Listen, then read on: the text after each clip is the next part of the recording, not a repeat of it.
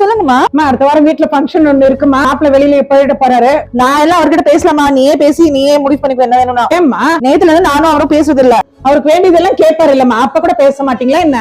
அதுக்கே அவங்க என்கிட்ட வராங்க. அவங்க அம்மா இருக்காங்கல்ல, அவங்க கேட்ட உடனே எல்லாம் செஞ்சு கொடுத்துறாங்க. சரி வைமா. மம்மி உங்களுக்கு சொல்லவே மாட்டேன் பாரு மம்மி, நான் லஞ்ச் சாப்பிட்டேன் மம்மி ஃப்ரெண்ட்ஸுங்களோட. சரியா, எனக்கு வேணாம் மம்மி, எனக்கு லஞ்ச் இன்னைக்கு. சரிப்பா, அவ சமையல் ரூம்ல இருக்கா பாப்பா, நீ போய் சொல்லிட்டு நீ கிளம்பு. மம்மி நான் அவகிட்ட பேசுறது இல்ல மம்மி, நீயே சொல்லி கொடுக்கலாம். கிளம்புற மம்மி. கொஞ்சம் உட்காரு, உன்னோட பேசணும். என்ன மம்மி சொல்லுங்க. அப்பா நான் உனக்கு அம்மாப்பா, நீ இன்னைக்கு இல்ல, நீ என்னைக்கு இருந்தாலும் நீ என்ன வேலை சொன்னாலும் நான் செய்ய தயாரு. ஆனா இன்னைக்கு இந்த வேலை நான் செய்ய மாட்டேன். ஏன்னா இன்னைக்கு காலையில தான் தெரியும், நேத்துல இருந்து நீங்க 2 பேரும் பேசல. இப்ப மட்டும் நீ சொல்ற வேலையெல்லாம் நான் செஞ்சேன்னு நினைச்சுக்கோ, உன் பொண்டாட்டி என்ன தப்பா நினைப்பா.